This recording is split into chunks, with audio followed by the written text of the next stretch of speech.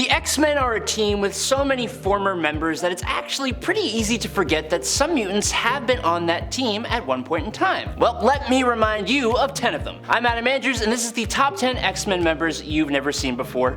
Part 2. Coming in at number 10 is Dust. Created by Grant Morrison and Ethan Van Sciver for 2002's New X-Men number 133, Soraya Kadir is a young Muslim mutant who enrolled in the Xavier Institute for Higher Learning. She's largely been just a background character in the stories she shows up in, but Dust has been present for some of the largest events in the recent X-Men history. Soraya was even one of the mutants who kept their powers after M-Day. Now, Soraya is usually a pretty shy and quiet girl, but don't let that fool you. Her powers are no joke. Dust is able to transform into a cloud of sand and dust, and even act as a violent sandstorm, literally stripping the flesh from her opponents. When she couldn't properly control her power just yet, Dust even unintentionally flayed 2 men alive after unleashing her power in an act of self-defense. Dust has also been shown to use her power internally, meaning like inside of another person, entering her enemy's lungs and eroding them from the inside out, which is just a lovely thing to think about.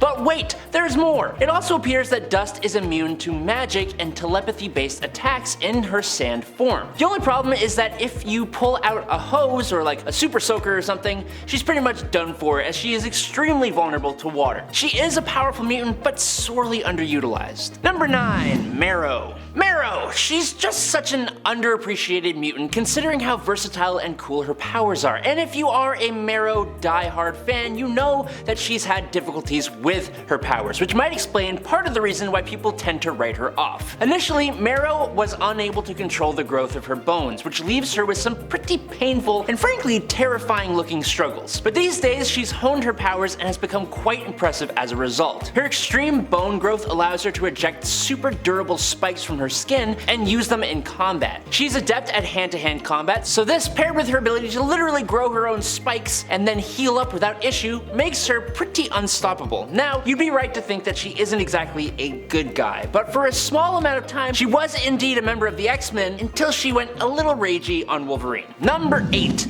Eyeboy. Eyeboy is usually undervalued because he looks really silly. And it's true, he does look like if Kurt Cobain had like 57 eyes all over his body. But you should never judge a book by its cover, because although Eyeboy doesn't look very menacing and seems rather confused most of the time, he's actually got a pretty good power set which got him to be part of the X-Men. He's got the ability to see just about anything, no matter how small and no matter how far away. But on top of his microscopic and telescopic vision, he can also see basically every light wave there is, including X-ray, infrared, and thermal, among many others, including being able to see the magical plane as well as night vision and even chemical detection. He can even see pheromone secretions from people, giving him a tracking ability as well. Eyeboy is just one of those sad cases where he's just too unsettling looking to really garner much respect for who he really is and what he's truly capable of. Number 7. Nature Girl. Although Lynn Lee started off at Jean Grey's School for Higher Learning, after she witnessed some of the horrible things humanity is doing to the earth and to nature, she would instead become an ego-terrorist,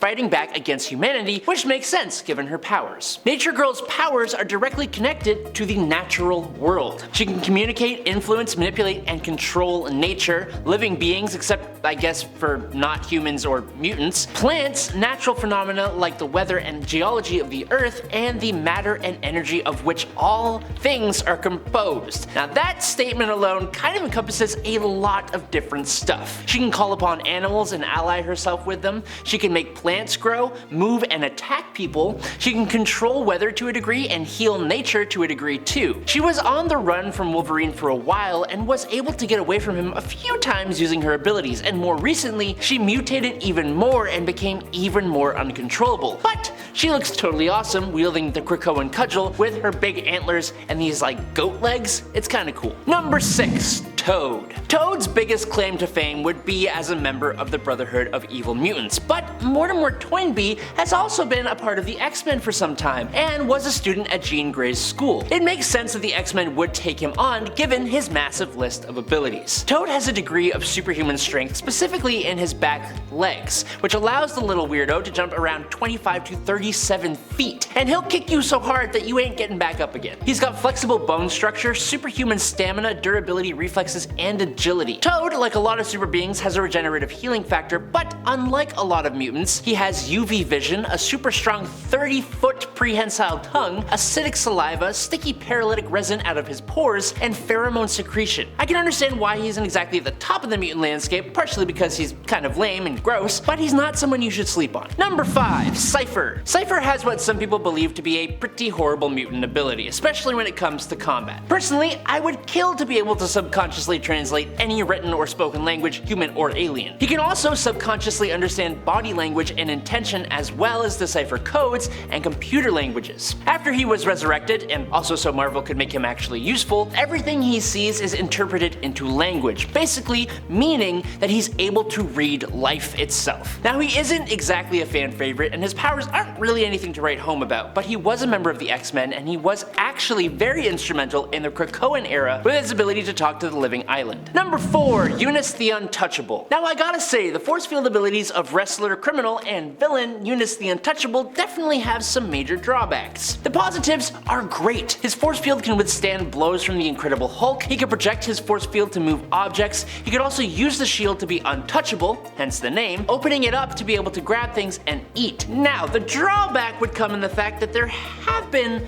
multiple times where Unice had his abilities increased, but to a point that he couldn't even control his own abilities. At this time, his shield would literally close him off from everything. He couldn't grab things, he couldn't eat food, he couldn't even breathe oxygen, which caused him to even pass out on one occasion, which luckily deactivated his powers, allowing him to survive. Now, maybe if he used his powers for good more often, like he did during his short stint with the X-Men, the writers would make him less self-destructive, but for now, that's just the way it is. Number 3. Morph. Morph might sometimes be underestimated because of his funny disposition and his somewhat harmless look. With one of the best personalities of all the mutants ever, Kevin Sidney uses humor to work through his internal issues after his mother's passing. But externally speaking, he deals with his other issues using his totally underrated power set. Morph is a master shapeshifter, capable of changing his body and his voice to mimic those of others. Not to mention, he's also able to fly at speeds of 40 miles per hour and has a healing factor due to his ability to manipulate the makeup of his own molecules. But what's coolest about his powers is that if he chooses to grow more muscles, his strength will actually increase along with his appearance. And even if he can't get his strength up to match his opponents, his defensive stats are insane due to his ability to absorb the impact of any physical projectiles by simply allowing them